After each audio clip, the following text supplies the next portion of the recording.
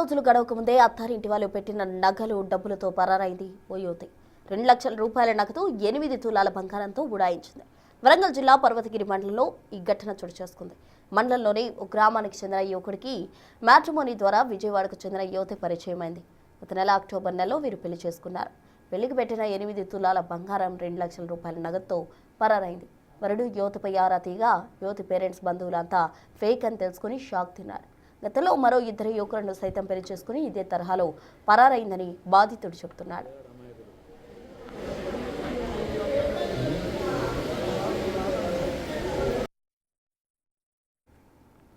అసలు యువతి ఈ స్థాయిలో వీళ్లను ఎలా మోసం చేసింది? ఓవైపు వరుసగా ఇలాంటి ఘటనలు జరుగుతున్నా వీళ్ళు ఎలా మోసపోయారు? ఎందుకు కనుక్కోలేకపోయారు?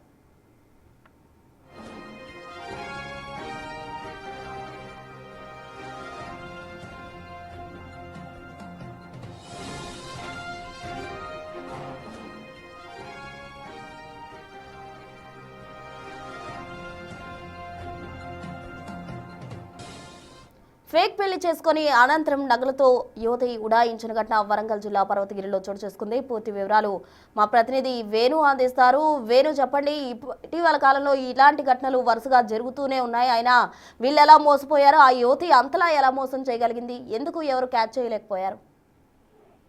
ప్రస్తుతం ఈ యువతి గత 2 నెలల క్రితమే మ్యాట్రిమోనీ సైట్ల లోపల తాను పెళ్లి కూతుర్ల తనకు పెళ్లి సంబంధాల కోసం అందులో ప్రొఫైల్ క్రియేట్ చేసుకుంది. అయితే దాదాపు 35 ఏళ్ల వయసు ఉన్నటువంటి ప్రస్తుత బాధితుడు పర్వతగిరి మండలంలోని కల్లెడకు చెందినటువంటి యువకుడు గతంలోనూ ఇదే విధంగా మ్యాట్రిమోనీ సైట్లలో ఇదే యువతితో పరిచయం పెంచుకున్నాడు. ఆమె పెళ్లి ప్రపోజల్ చేసింది, వెంటనే పెళ్లి చేసుకున్నాడు. 2 రోజుల పెళ్లి చేసుకున్న 2 రోజుల తర్వాతనే తాను అతన్ని బెదిరించి తన దగ్గర నుంచి నగదు నగలతో సహా పరారైంది. అయితే ఈ ఘటనకు సంబంధించి తాజాగా వెలుగులోకి రావడంతో అసలు ఏం జరిగిందని ఆ బాధితుడిని కూడా ప్రస్తుతం బాధితుడు ఎవరైతే గత వారం రోజుల క్రితము మోసం చేసి పారిపోయిందో ఆ బాధితుడు కూడా విచారణ చేయగా తనపైనే తిరిగి కేసులు పెడతానంటూ బెదిరించడంతో తప్పని పరిస్థితుల్లో సైలెంట్ అవ్వాల్సి వచ్చిందంటూ కూడా చెప్పాడు. ఇక ప్రస్తుతం ఈ బాధితుడు పర్వతగిరి మండలానికి చెందినటువంటి ప్రస్తుత బాధితుడు కూడా తాను దాదాపు 35 ఏళ్ల వయసు వచ్చినా కూడా ఎక్కడ పెళ్లి సంబంధాలు తనకు మ్యాచ్ కాకపోవడంతో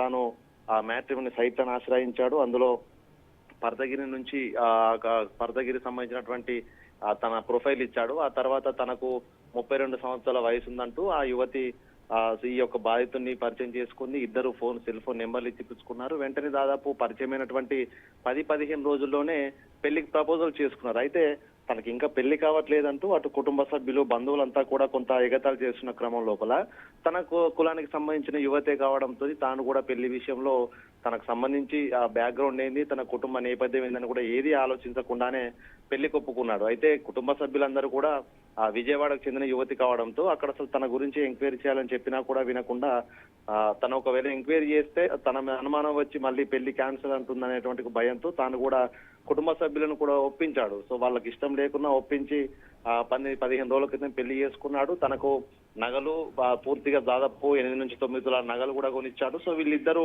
పెళ్లి అయిన 2వ రోజుకే పర్వతగిరి గ్రామంలో సొంత గ్రామంలో ఉండలేము, హన్మకొండకి వెళ్ళి అక్కడే ఉందాం, ఎందుకంటే తను ప్రైవేట్ జాబ్ అక్కడ చేస్తే నేను కూడా మరో జాబ్ చూసుకుంటానని చెప్పి నమ్మించి హన్మకొండకు తీసుకొచ్చారు. సో వీళ్ళిద్దరూ 10 రోజుల క్రితం నుంచి హన్మకొండ నయీం నగర్ లో ఒక రూమ్ లో రెంట్కుంటున్నారు. అక్కడ తాను ఉద్యోగం చేసుకుంటున్నాడు. తాను కూడా ఉద్యోగాల వేటకు వెళ్తున్నానని చెప్పి నమ్మించింది. సో ఇదంతా నిజంగా తనకు పెళ్లి అవుతుందో లేదో అనుకున్న తరుణంలో పరిచయం కావడం, పెళ్లి కావడం తన అదృష్టం అని భావించారు. కానీ అనూహ్యంగా 2వ రోజే ఆ ఇంట్లో నగలు డబ్బుతో పరారు కావడంతో అసలు తన గురించి పూర్తి స్థాయి లోపల ఎంక్వైరీ చేయడము తన బాధితుడిగా మారిన తర్వాత మొదలుపెట్టాడు. పెళ్లికి వచ్చినటువంటి బంధువులను సమాచారం అడగగా తనకు పరిచయం లేదు, తను ఒక చిన్న పని చేయాలని చెప్పడంతో తన బంధువులుగా నటిస్తూ వచ్చామని వాళ్ళు చెప్పడంతో పూర్తిగా కంగు తిన్నాడు. ఇక ఈ ఘటనకు సంబంధించి ఇప్పటికీ మరో 3 ఉదయం వరకు వాళ్లకు దాదాపు మరో 2 యువకుల్ని మోసం చేసి తెలిసింది. తనతో పాటుగా మరో 3 అంటే మొత్తంగా 4 బాధితులున్నారనే విషయం తాజాగా వెలుగులోకి వచ్చింది. ఎవరైనా తిరగబడి తనపై కేసులు నమోదు చేసే ప్రయత్నం చేస్తే వాళ్ళనే తాను కోర్టులకు లాగడము, తనను బలవంతం చేశారు, బెదిరించి పెళ్లి చేసుకున్నారంటూ కూడా తిరిగి వాళ్ళపైన కేసులు నమోదు చేసి ఇబ్బందులకు గురి చేస్తున్న విషయం బయటకు వచ్చింది. దీంతో తమ కుటుంబ పరువు పోతున్నటువంటి ఆలోచనలో మరోసారి ప్రస్తుత బాధితుడైతే ఉన్నాడు. ఈ ఘటనకు సంబంధించి పోలీసులు కూడా తమకు పిటిషన్ వస్తే తప్ప మేము ఎంక్వైరీ చేయలేమంటూ కూడా పోలీసులు చెప్తున్నారు. దీంతో ఓవైపు తనపై పిటిషన్ ఇచ్చి దర్యాప్తు చేయించాలా, లేకుంటే నష్టం జరిగిపోయింది, ఆర్థికంగా నష్టపోయాము, పరువు పోయింది, ఇప్పటితో సైలెంట్ గా ఉన్నట్టు ఒక మీమాంసలో ప్రస్తుతం ఈ బాధిత కుటుంబ సభ్యులు ఏదేమైనా కూడా ప్రస్తుతము ఇట్లాంటి ఘటనలు పెళ్లి అయి పిల్లల తర్వాత కూడా పెళ్లి కాని యువతులుగా అందులో నమ్మించి వలపు వల వేయడము, వాళ్ళ పూర్తిగా ఆర్థికంగా వాళ్ళను మోసం చేయడము, పెళ్లి చేసుకుని మరి కొన్ని ముఠాలు ఇట్లాంటి ముఠాలు నగదుతో ఉడాయించడము, పూర్తిగా కుటుంబ సభ్యులని బెదిరింపులకు గురించడం, సో ఇట్లాంటివన్నీ కూడా ప్రస్తుతం నిత్యకృతమైనవి. సో దీంట్లో అటు ఆ యువతి కుటుంబ సభ్యులే కావచ్చు, యువకుని కుటుంబ సభ్యులే కావచ్చు, పూర్తి వివరాలని తెలుసుకోవాలి. లేకుంటే మ్యాట్రిమోని సైట్లను ఆశ్రయిస్తే మాత్రం ఈ విధంగా కష్టాల్లో కూరుకుపోతారు, మోసాలకు గురవుతారనే విషయం అయితే ప్రస్తుతం స్పష్టమవుతుంది. ఇక దీనికి సంబంధించి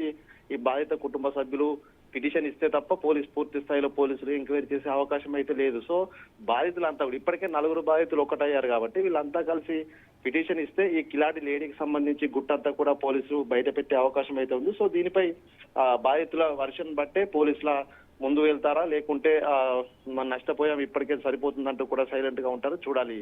ప్రస్తుతం రైట్, థ్యాంక్ యూ వేణు.